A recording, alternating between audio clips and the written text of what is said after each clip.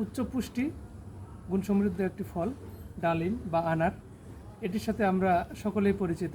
আমরা জানি এটি একটি পুষ্টিকর ফল। এটি প্রচুর পরিমাণে ভিটামিনস এবং মিনারেল সমৃদ্ধ একটি ফল। এটি আমাদের দেশে এর আবাদ হয়ে থাকে। পৃথিবীর বিভিন্ন দেশে এটি অনেক ভালো জন্মে। আমাদের দেশেও তার ধারাবাহিকতায় কিছুটা ডালিম বা আনারের আবাদ হয়। আমরা আমাদের ছাদ বাগানে একটি ডালিম গাছ রোপণ করেছি। তবে এখন বর্ষাকালে ডালিম বা আনার গাছের যে সমস্যাটি হয় সেটি হলো ডালিমের ফল পচা রোগ দেখা দেয়। আমরা যদি আমাদের এই গাছ থেকে একটি ডালিম নিই,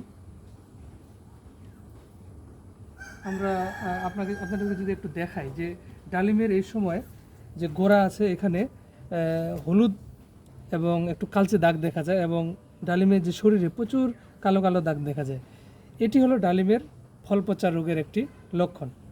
এই রোগ হলে আপনার ডালিমটিতে এরকম এর গায়ে প্রচুর কালো কালো দাগ দেখা যাবে।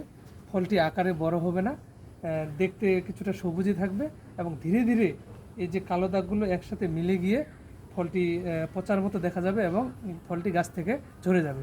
এই সমস্যাটি খুবই কমন একটি সমস্যা ডালিমের ক্ষেত্রে। অনেক কৃষক ভাইয়েরা এই বিষয়টি নিয়ে খুব চিন্তিত থাকে যে আমার কাছে ডালিম এসেছে কিন্তু একটু বড় হওয়ার পরে ডালিমগুলো পচে পড়ে যাচ্ছে। এটি মূলত ডালিমের ফল পচা একটি রোগ।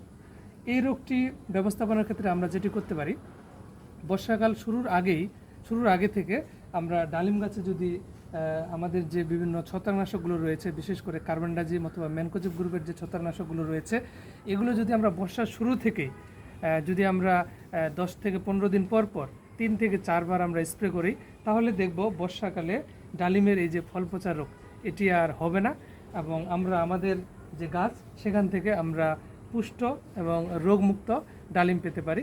ধন্যবাদ সবাইকে। আসসালামু আলাইকুম।